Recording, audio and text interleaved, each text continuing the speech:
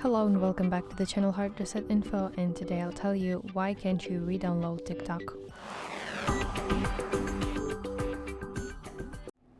So Apple and Google must comply with US law that bans new downloads or updates for ByteDance apps. ByteDance, this is TikTok's Chinese parent company, including TikTok starting January 19 in the year 2025. Even though the ban enforcement has been paused, the law itself hasn't changed. So that means that users who already have TikTok installed can still use TikTok as usual, but anyone who deletes TikTok or gets a new phone cannot re-download TikTok from US App Store or Google Play. So that's it. I hope you find this video helpful, and if so, please leave a thumbs up and please consider subscribing to our channel. See you soon. Bye bye.